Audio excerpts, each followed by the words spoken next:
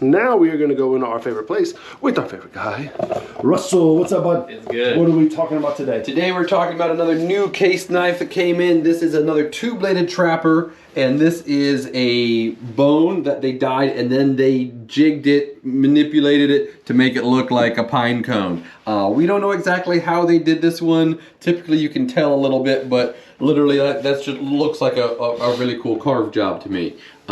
So very traditional with the trappers. You've got the trailing point kind of Bowie-esque blade, and then you've got the sway point. All the hardware inside of it is brass, so it gets that super shiny. And as opposed to putting a shield on it the way they usually did, they just carved case out of the bone as well, which is nice, and it's a bit different, so kind of cool. That is kind of cool. And the steel on this is the stainless, correct? This is, yeah, they're true sharp stainless. Right on.